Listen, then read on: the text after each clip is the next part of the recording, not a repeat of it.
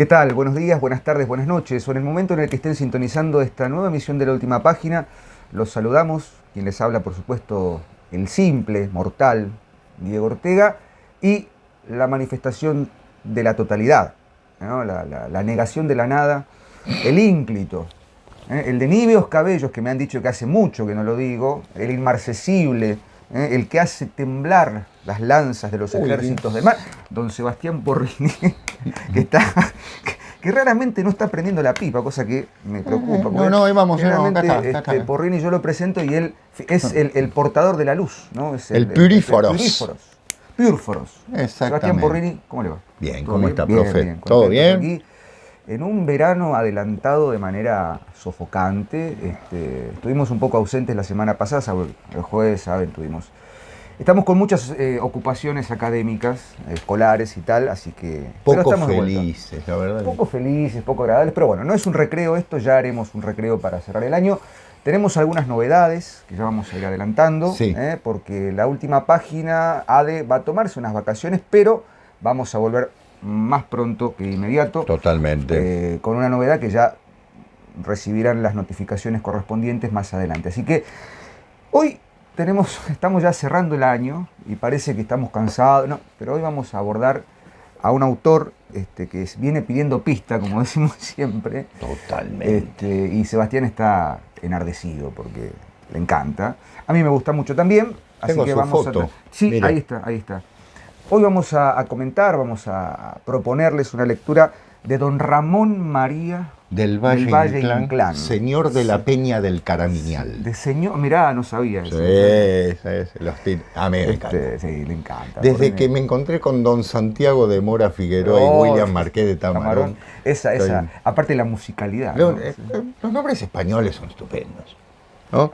Los títulos españoles. Así que bueno, Valle Inclán, señoras y señores, vamos a tratar de introducirlos. Nacido en 1866, muerto en 1936. ¿Y qué podemos decir de Valle Inclán, Sebastián? Que le quepa, ¿no? Porque es poeta, dramaturgo, novelista, ensayista. No sé, es un autor, como decimos siempre, parece que... completo, ¿no? Un autor total. Uno de los representantes de la generación del 98. Uh-huh. Estuvo en la guerra. Todo estuvo. Perdió un brazo en un duelo. Era un personaje muy interesante. Era un personaje. Un bohemio, ¿no? De la época, ¿no? De la bohemia madrileña de esos años. Estamos hablando de Valle Inclán, que, entre otras cosas, si uno lo lee con cierto detenimiento, claramente va a decir, bueno, es representante del modernismo, uh-huh, por momentos también, pero supera el modernismo, ¿no? Por lo menos yo he leído las sonatas, bueno, las famosas memorias del Marqués de Bradomín, podríamos decir que todavía hay allí algún atisbo de romanticismo, un modernismo ahí medio oculto, pero luego tenemos su poesía, su dramaturgia, que vos vas a hablar seguramente de la dramaturgia, y tenemos un autor que además acuña un término que es el esperpento. El esperpento. El esperpento, ya hablaremos un poquito del esperpento. Pero bueno, ¿qué podemos decir, Sebastián, de Valle Inclán? Que yo creo que vivió el momento más dramático en el que España se tiene que reencontrar consigo misma, ¿no? Es decir, España pierde su imperio, lo poco que quedaba, ¿no es cierto? Puerto Rico, Cuba y Filipinas, que eran las tres grandes, digamos así, provincias del Imperio Español que se pierden definitivamente con el desastre de 1898, que da pie también da el nombre a una generación de grandes, ¿no? Estamos pensando en Manuel Machado, Antonio Machado, Pío Baroja, don Miguel de Unamuno, claro, el querido Ángel Ganivet, el mismo Azorín, ¿no es cierto? A quien le debemos un programa. Razón, otro que adoro. Azorín es lo opuesto, sí, ¿no? Es ascético, ¿no? Valle Inclán es una explosión, ¿no? Pero los dos son 98istas, por decirlo de una manera. Y bueno, ya de don Miguel hemos hablado, de don Antonio también. Hoy vamos con don Ramón, ¿no? Ramón. Estamos con todos los don. El nombre de Azorín, te voy a decir cualquier cosa. José Martínez Ruiz. Azorín es el nombre de un personaje, ¿no? Sí, de una de sus novelas que él toma como como seudónimo, por decirlo de una manera. Aparte, el que más vivió. Sí. Azorín murió en los años 60, con lo cual vio todo, vio la guerra civil, ¿no? Cosa que don Ramón no ve. Don Ramón muere antes de la guerra civil. Pero igualmente ve esa España que se desequilibra, la España de la regencia de doña María Cristina, un momento difícil realmente, muy difícil. Una España que por otra parte había vivido 3 guerras, las famosas guerras carlistas, ¿no? Las guerras de 1830, las guerras de 1840 y tantos y las guerras de 1870 y tantos, que son guerras internas. No vamos a hablar de eso ahora porque realmente merece ser tratado en serio, pero que de alguna manera enfrentaban a 2 Españas, una España que quería seguir siendo, que quería seguir teniendo una mirada personal y absolutamente, ¿cómo decirlo?, tradicional, más ligada a una monarquía más tradicional, y una España más liberal, más ligada a la Constitución, a la PEPA de 1812, que también tuvo sus disquisiciones. Pero no importa. Ramón María del Valle Inclán empieza siendo carlista, porque es un hombre, es un gallego, es de cerca de Pontevedra. Y recuerden ustedes que el norte de España, Galicia, Asturias y sobre todo el País Vasco fueron muy contrarios a las reformas liberales. O sea, él viene para después entrar en una bohemia que lo va a llevar a un cierto republicanismo, porque él vive la República del 31 al 36, muere antes del alzamiento nacional, como lo llaman otros, o de la guerra civil, o de la, como quiera llamarse, y participa de la República, es funcionario incluso. O sea, ya está incorporado a un nuevo régimen, que no llega a ver, por suerte, el enorme enfrentamiento que significó la guerra civil. Diego, ¿qué te parece? Vamos. ¿Por dónde podemos empezar? Y yo empezaría por las sonatas. Las sonatas. Sí. Entre 1902 y 1905, Valle Inclán escribe una serie de textos narrativos, son pequeñas novelas, ¿no? Que él denomina sonatas. Un poco lo que decía Sebastián del romanticismo, ¿no? Esa forma, un tanto, porque la sonata, como ustedes saben, es una forma musical con un cierto grado de nostalgia, de melancolía, ¿no? de reposo musical. Exacto. Entonces, una de los tantos textos que podríamos citar de Valle Inclán son las sonatas. Son 4 textos ambientados en las 4 estaciones del año: sonata de otoño, sonata de estío, que vendría a ser el más, ¿cómo decirlo?, el más melancólico tal vez, sonata de primavera y la sonata de invierno, 1902, 1903, 1904, 1905 respectivamente. Pero tiene un subtítulo muy lindo y un personaje que es muy interesante, que es el Marqués de Bradomín, ¿no? O sea, si uno busca las sonatas de Ramón del Valle Inclán, se va a encontrar con sonata de tal, subtítulo Memorias del Marqués de Bradomín. Bueno, un Don Juan. Exacto. ¿Qué es el Marqués de Bradomín? Es el Don Juan de Valle Inclán, digamos. Sí, señor. La figura arquetípica del Don Juan, del Casanova, que por supuesto tiene unas derivaciones interesantes, porque ahora yo voy a leer algo que el propio Valle Inclán dice sobre su Don Juan, que bueno, va teniendo distintas experiencias asociadas, por supuesto, con cada estación del año, pero sobre todo asociadas con esto que decía Sebastián, el don juanismo y la lucha entre la carne, el espíritu, la religión, la fe, la moral, la ética, ¿no? Es un estudio literario de las distintas etapas de la condición humana en la carne, ¿no? Dice,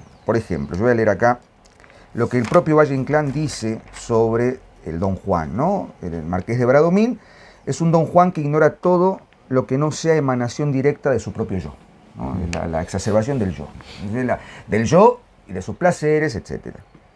Bordeando una singular psicopatía. Y dice, Don Juan, dice Valle Inclán, es esencialmente conquistador de mujeres. Se caracteriza también por la impiedad y por el desacato a las leyes y a los hombres. En Don Juan se han de desarrollar 3 temas. Primero, la falta de respeto a los muertos y a la religión, que es la misma cosa. Una misma cosa. Segundo, la satisfacción de sus pasiones, saltando sobre el derecho de los demás. Tercero, la conquista de mujeres. Es decir, demonio, mundo y carne. Un endiablo carne y mundo, como dice Sor Juana.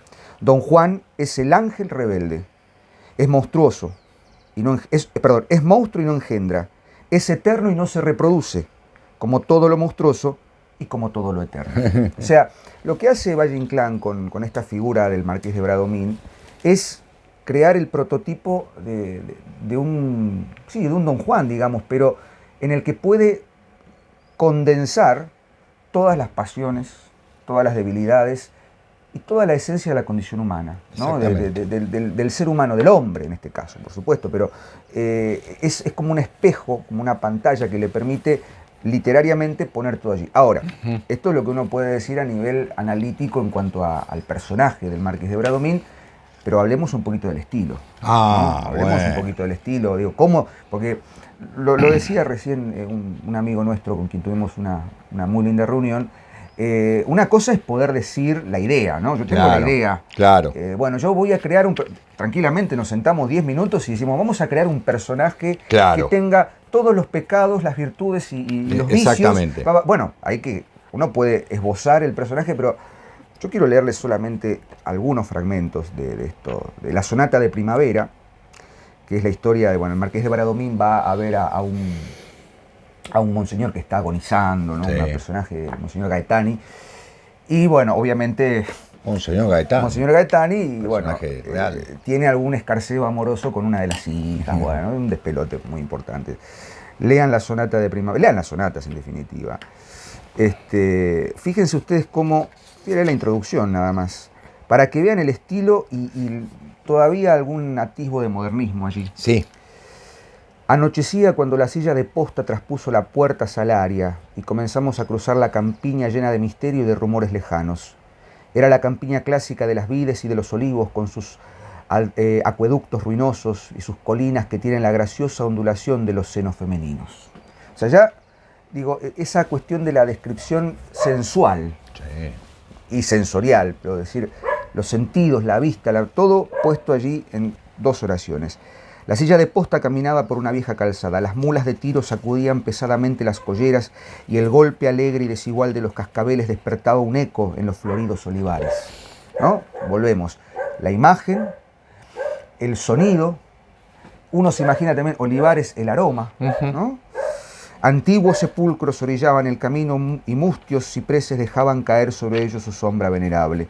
La silla de posta seguía siempre a la vieja calzada y mis ojos fatigados de mirar en la noche se cerraban con sueño. Al fin quedéme dormido y no desperté hasta cerca del amanecer, cuando la luna, ya muy pálida, se desvanecía en el cielo. Bueno, obviamente, simplemente quería leer esto de cómo la introducción de esta sonata nos mete, valga la redundancia, introducción nos mete en el estilo de Valle Inclán. Sí. Toda la narración está sostenida en esos principios de una pincelada muy clara de cómo sentir lo que estamos leyendo. Y por supuesto, a partir de eso, como decía el propio Unamuno, primero la carne, el mundo, el demonio, es decir, está todo allí, puesto de una manera, ¿cómo decirlo?, con una musicalidad, era poeta por supuesto, pero uno puede imaginarse la escena tranquilamente, no es solamente ¿cómo decirlo?, una narración y ya, ¿no? Al Marqués de Bradomín le va a pasar tal y cual cosa. Valle Inclán logra construir en el lector el ambiente, ¿no? La atmósfera. Sí, señor. Y además, Bradomín es protagonista de varias novelas y aparece también, creo que no me acuerdo en qué otra novela, o en una obra de teatro, puede ser, no me voy a acordar ahora, pero, insisto, es una especie de alter ego del propio Valle Inclán, que logra, insisto, concentrar en sus acciones, en sus discursos, en su forma de proceder, sobre todo ante las mujeres y sus pasiones, que da cuenta de una radiografía de un Don Juan distinto al que se venía construyendo, ¿no? De un Don Juan un poco más realista, si se me permite el caso, un Don Juan un poco más cercano a lo que cualquier ser humano puede vivir, ¿no? No es un Don Juan arquetípico, lejano e inalcanzable o puramente literario. Yo creo que Bradomín es un ser humano, es un decadente, es Valle Inclán. Claro. Es Valle Inclán. Es una... una primera etapa en la que Valle Inclán tiene todavía esa Sí. influencia de la Sí, modernidad. porque ¿no? después va a venir la segunda etapa, Claro, que bueno, el esperpento, por el ejemplo. esperpento, exactamente. Este, Que a mí me parece que no nace del teatro, sino de la novela, pero ahora lo vamos a discutir. Sí, bueno, Claro. Vos sabés que el título Marqués de Bradomín sí. no existía, por supuesto, es un título literario, pero el anterior soberano español, Juan Carlos I, creó el título de Marqués de Bradomín para los descendientes de Mira. don Ramón. Así que actualmente está el Marquesado de Bradomín, ¿no? Claro, así como existe el de Vargas Llosa. Bueno. Pero bueno, en fin. Y por poner por caso, ¿no? ¿Qué es el esperpento en Valle Inclán? Porque, bueno, bien La calle decía... del callejón del gato. Bien decía Sebastián que hay una superación, ¿no? Claro. Un plus después de esta primera etapa. Estamos hablando de primeros años del siglo XX. Y más adelante, en algunas novelas, Martes de Cuaresma, La hija del capitán, son novelas esas. Obras de teatro. Obras de teatro. Bueno, Luces de Bohemia. Joya. Espejos del callejón del gato, ¿no? Es decir, ¿vieron esos espejos de feria? De Cóncavo convexo. Cóncavo claro. convexo que uno pasa y uno es más Achica, alto, no, achica, angosta, qué sé yo. Bueno, ensancha. el esperpento para Valle Inclán es la deformación, efectivamente, sistemática de la realidad desde la estética. Uh-huh. Uno podría decir, bueno, esto es un esperpento como una cosa peyorativa, si se quiere, pero en el fondo lo que plantea Valle Inclán es, estamos ante un mundo que está caduco, ¿no? Lleno de superstición, de ignorancia, degradación de lo humilde, inoperancia burocrática, política estéril, personalista, una España en trance de ruina, pero brillante en apariencia. Entonces, lo que hace Valle Inclán, a partir de esta idea del esperpento, es justamente dar cuenta de esa realidad deformada, ¿no? Que frente al espejo, que deforma, parece ser una cosa, pero termina siendo otra. Puede considerarse bufo, jocoso, pero detrás siempre hay una situación dramática, sí, ¿no? Detrás de, sí, de esa deformación.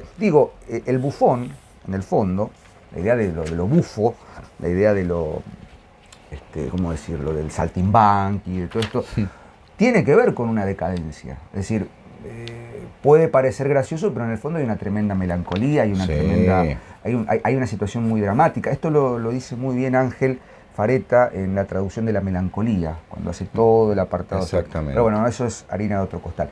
Que de alguna manera se relaciona porque está en esa estética. Está en esa estética. Claro. Está en esa estética. Pero bueno, como introducción me parece que... Estupendo. Y me das el pie para tomar, vamos con sus novelas. Hay que tener en cuenta que hay una novela de Valle Inclán. Sin duda las sonatas son una representación exquisita del primer Valle Inclán y tal vez todavía el de un cierto Valle Inclán más, ¿cómo decirlo?, más decadente, en el buen sentido, ¿no? En el de la literatura decadente de fines del siglo XIX.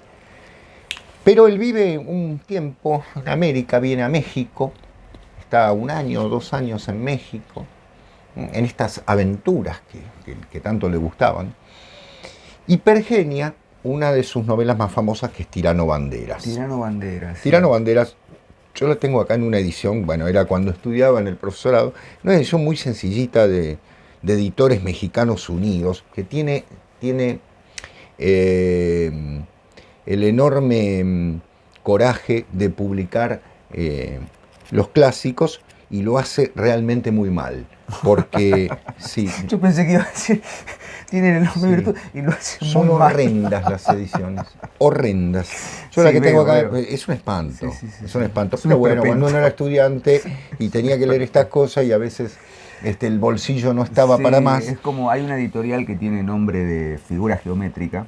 Mira, claro. Y las ediciones espantosas. Por Sí, eso, sí. consulten el catálogo de Sofía, casa editorial, que hace libros de calidad. Muy buenas ediciones.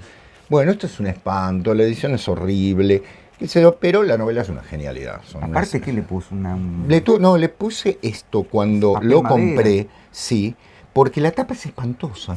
Es más fea que mi propia tapa en papel madera. Es como la Iseca que encuadernaba todo. Sí, del totalmente. mismo En color. este caso yo lo hice porque dije, No, está la Iseca horrenda, es- mira, se está rompiendo un día, lo voy a sacar. Si lo saco te vas a asustar, es horrible No, la por tapa. favor, no. Bueno, pero bueno, gracias por publicarlo, en fin. ¿Qué vamos a hacer? No queda No otra. diremos, ¿cuál era la editorial? Editores Mexicanos Unidos. Ah, No, lo dije. Y tengo varios de ellos, porque era una editorial que en los años 80 llegaba a Argentina de manera bastante económica, entonces los que estudiábamos y a veces teníamos que buscar estos clásicos, después voy a mostrar otra que también no se queda atrás, en cuanto a horror, digo. Bien, la búsqueda del horror. Tirano Banderas es la primera gran novela del dictador, digamos, de la cual... Prototípica, sí. Sí, va a ser la base para las grandes novelas de dictadores de América Latina, por ejemplo, El Señor recurso del presidente. método de Alejo Carpentier, El Señor otoño del presidente. patriarca, El señor presidente, muchísimas, ¿no? Y todas ellas, la verdad que muy Yo el buenas. Supremo. Yo el Supremo. Pero la primera es Tirano Banderas, que se ubica en una región imaginaria, aunque uno puede decir que es claramente Centroamérica, dividida en 7 partes. La Sinfonía del Trópico, que es la primera, que da la imagen del tirano, ícono del tirano, y empieza así. Santa Fe de tierra firme, arenales, pitas, manglares, chumberas. En las cartas antiguas, punta de las serpientes. Es un capitulillo dentro de la primera parte. Sobre una loma, entre granados y palmas, mirando el vasto mar y al sol poniente, encendía los azulejos de sus redondas cúpulas coloniales San Martín de los Montenses. Bien, la novela trata obviamente de un tirano, Banderas, que justamente viene a representar, es un poco el arquetipo de todos los tiranos americanos, pero llevado al esperpento, es decir, llevado al extremo. ¿Por qué?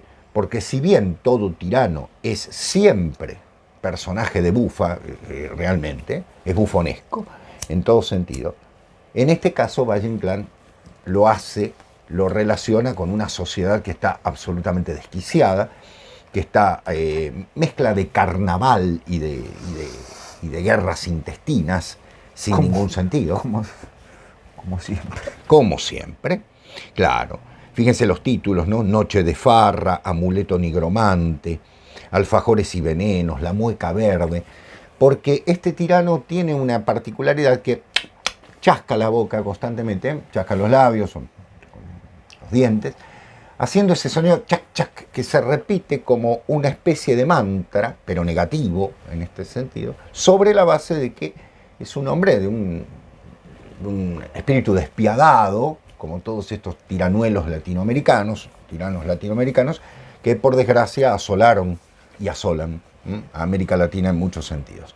Es el primer retrato grande de un tirano llevado al esperpento, es decir, llevado al extremo, ¿no es cierto? Es un Valle Inclán que tiene una prosa, yo les leí un fragmentito, pero tiene una prosa y unos diálogos puntuales, certeros, que yo les recomiendo no ver la película, porque sí es una película, es un despropósito realmente, porque insiste sobre la base de algunos aspectos. En la novela aparece un personaje homosexual, ya de por sí empieza con eso, o sea, está absolutamente leída de una manera caprichosa, cuando la novela en sí se centra sobre la base de un personaje que les decía, es un tirano, y que tiene la particularidad de que todos los personajes en su alrededor de alguna manera están entrando en ese nivel de corrupción.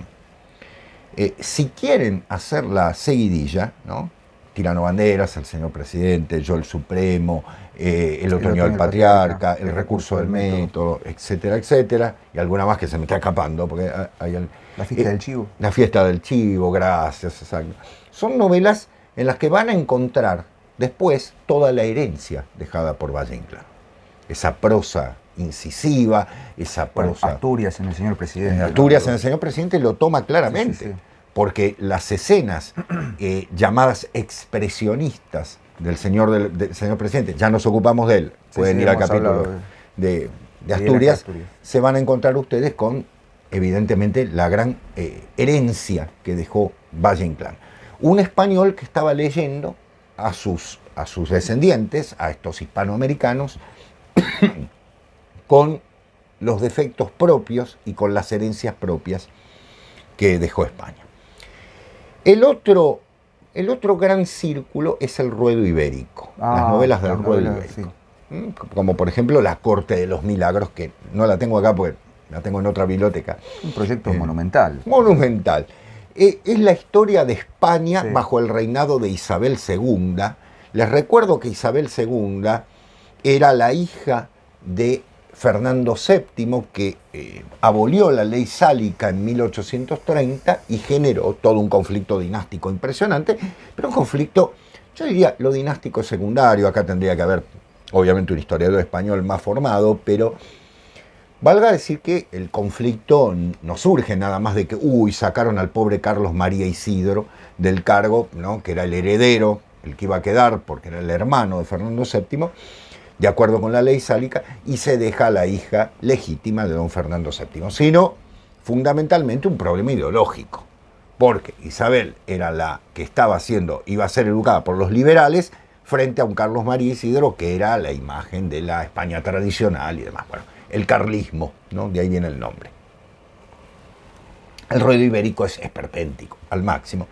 Y hay una de las partes que la tengo acá, en una edición también espantosa. Voy a hacer... mirá lo que es esto. No, es horrible, es horrible. Es una edición, voy a nombrar la editorial, así no van a comprarla.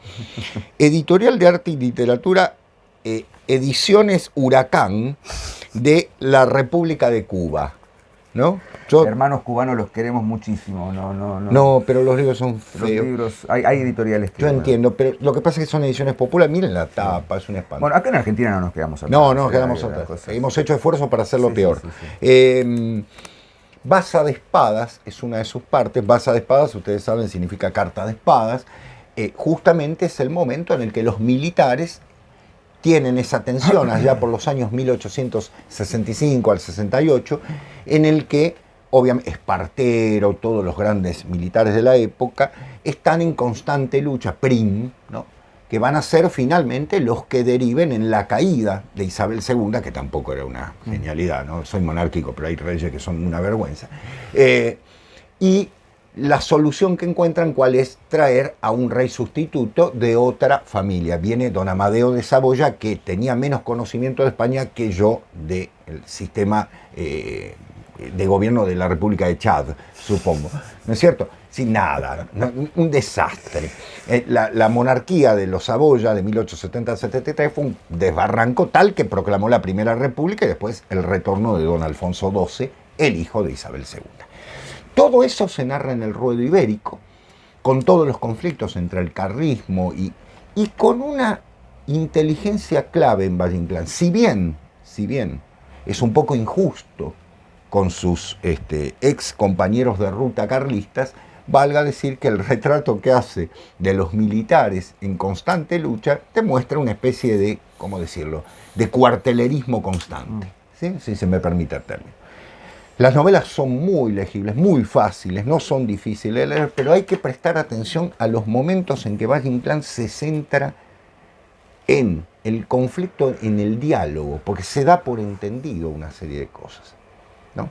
¿Qué cosas, me dirán ustedes? La historia española, en primer lugar, y en segundo lugar, el doble sentido de estos personajes lamentables, en muchos casos, que parecen ser héroes y que no lo son. Valga decir que hubo grandes héroes, ¿no? El general Zumalacárregui, por poner por caso, pero también hubo una serie de miserias, ¿no? El abrazo de Vergara es una vergüenza, ¿no? ¿Verdad? Nos queda pie al fin de la Primera Guerra Carlista. Y después de toda esa solución de novelas, sus obras de teatro. Bueno, un poco lo que sucede es ahí está el esperpento.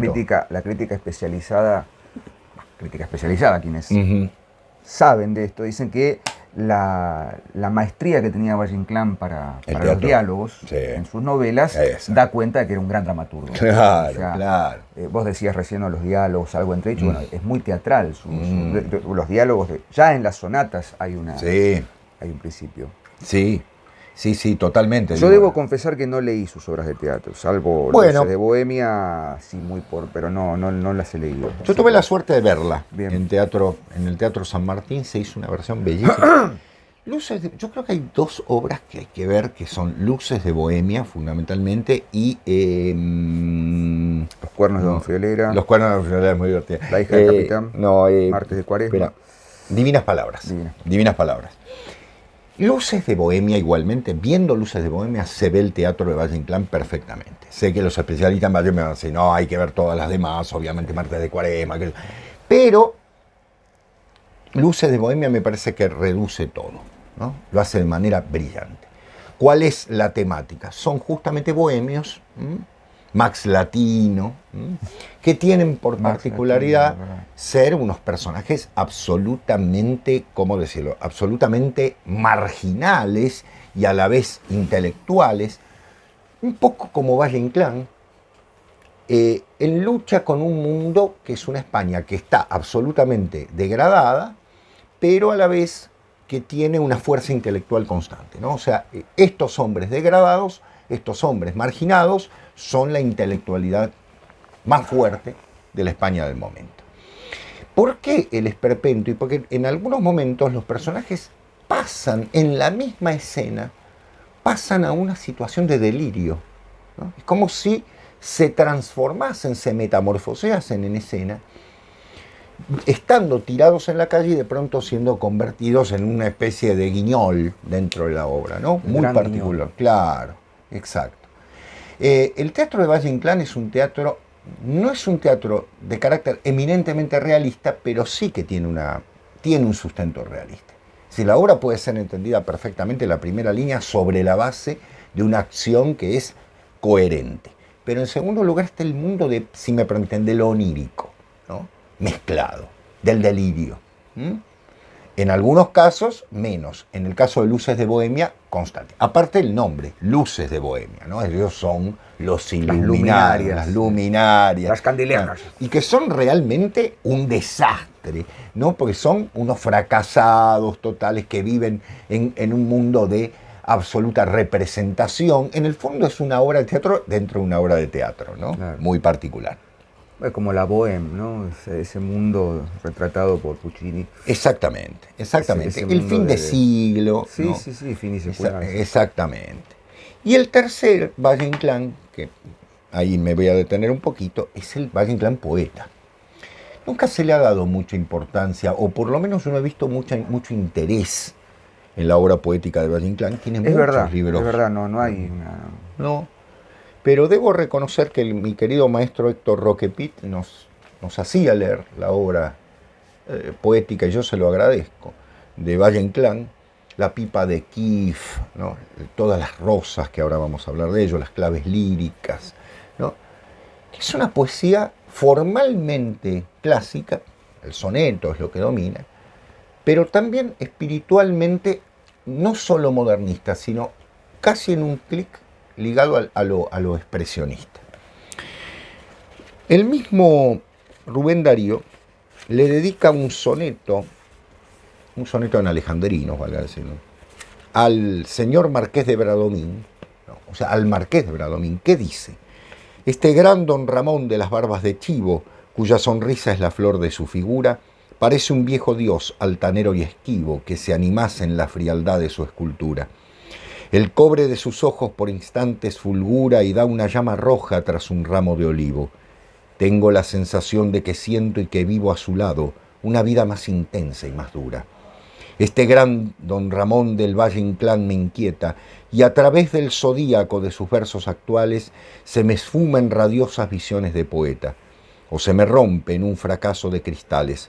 Yo le he visto arrancarse del pecho la saeta que le lanzan los 7 pecados capitales. Qué lindo. Hermoso. Ese es Rubén Darío, ¿no? Dedicándole un poema a don Ramón del Valle Inclán como el Marqués de Bradomín.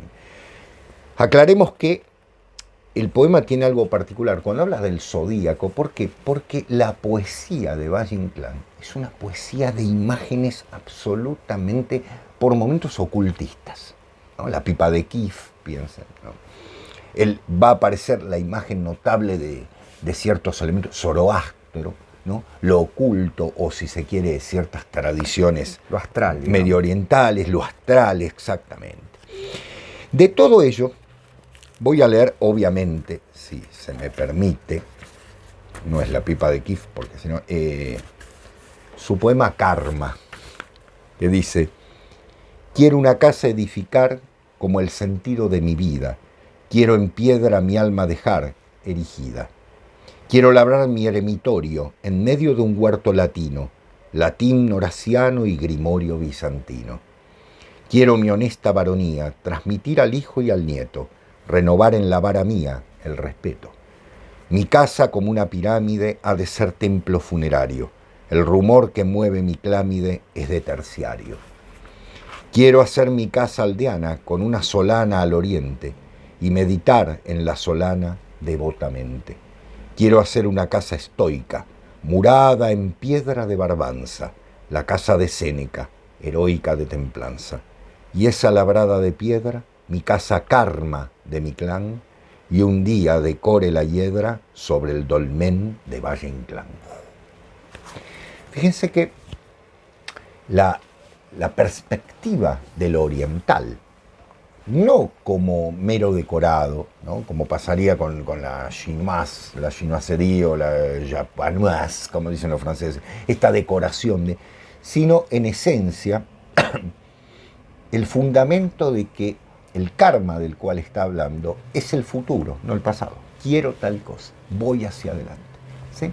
Es una relectura totalmente innovadora, en el sentido de que voy a dejar una herencia que sea tal y cual, sobre una casa que va a ser un oratorio, en el fondo, porque es el lugar donde se va a encerrar para buscar. Lamentablemente Valle Inclán no tuvo esa suerte.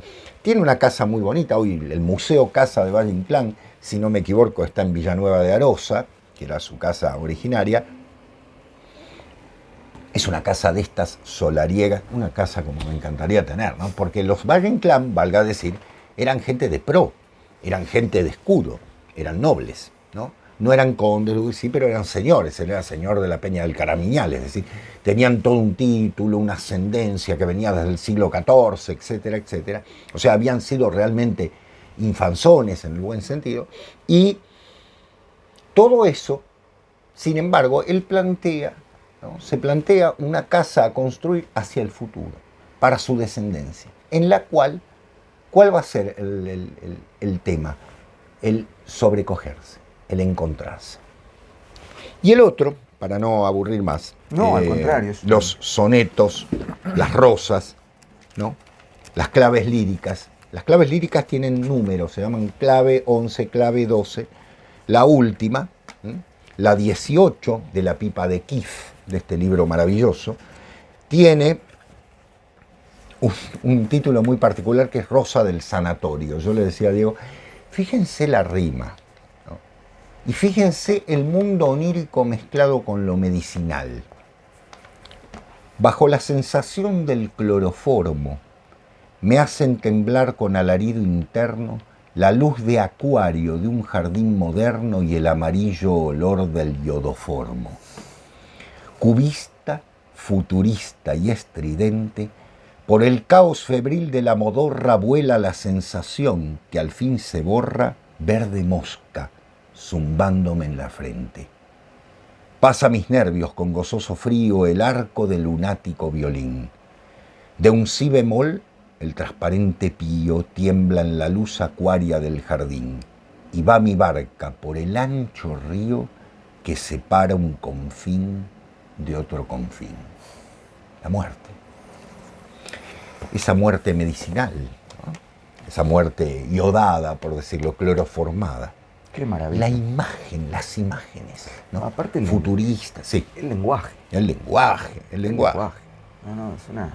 Por eso deja el modernismo, preanuncia una poesía mucho más moderna, pero ¿cómo lo hace? En un soneto.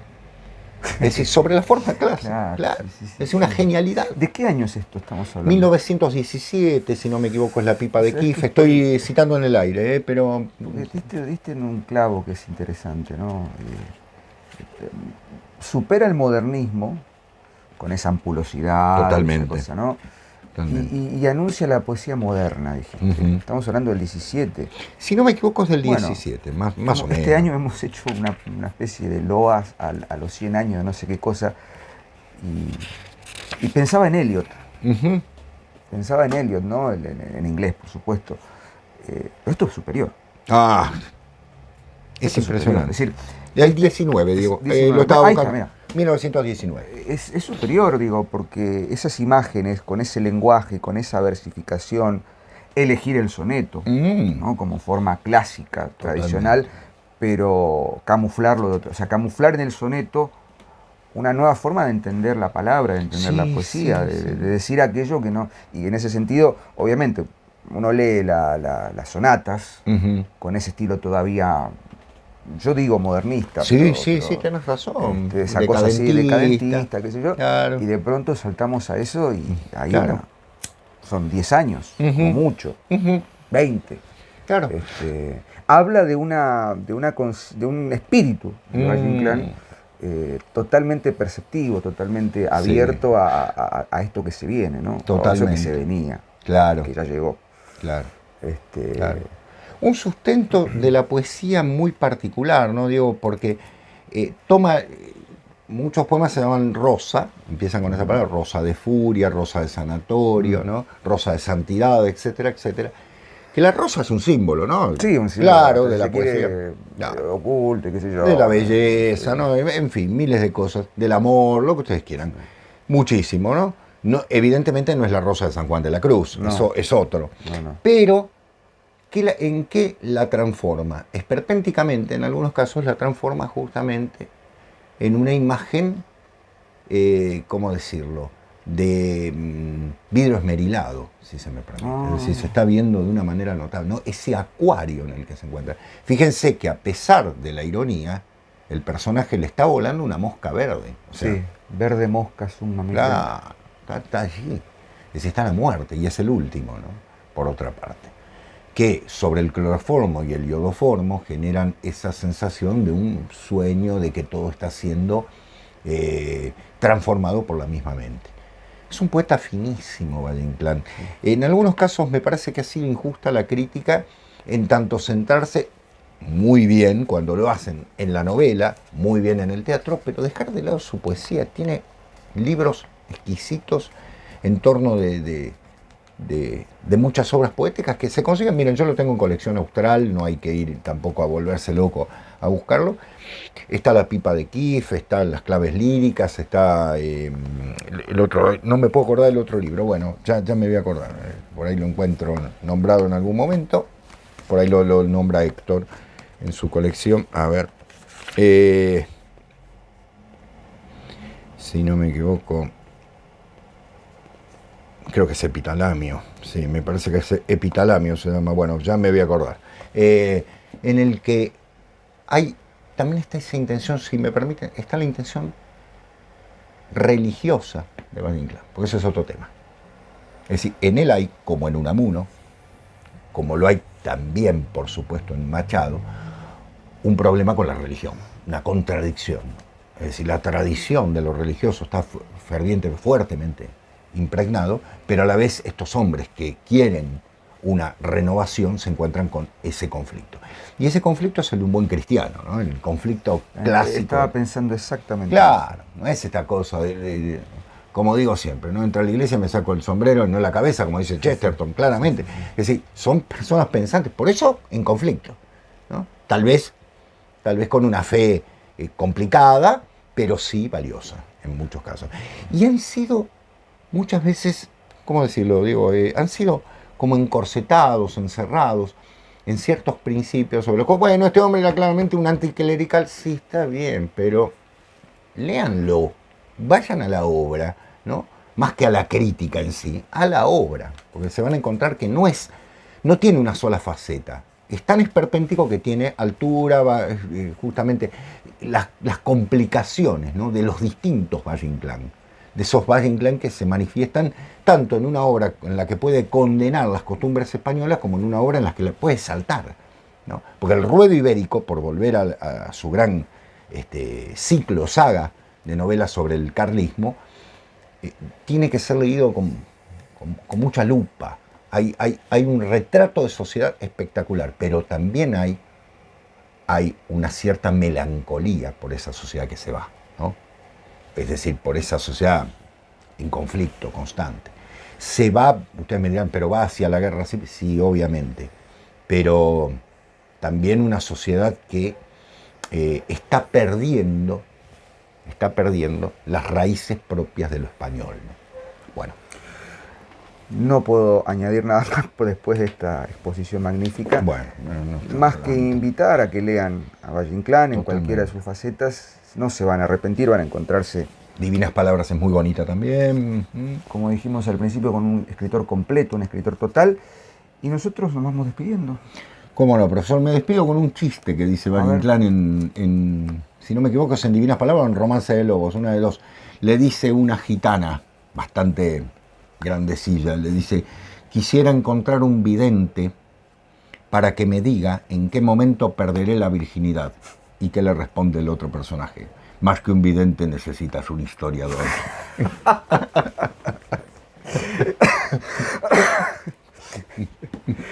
Bueno, esa ¿no? La saeta, la ¿no? sutileza, la saeta que tiene clavada en el pecho. Así que bueno, nos vemos en algún momento. Gracias por estar ahí, Sebastián, como siempre, un placer. Del mismo modo, Diego, gracias. Y ya estamos cerrando el año, así que téngannos un poquito de paciencia, va a haber novedades, ¿eh? Buena semana, chao. Adiós, gracias.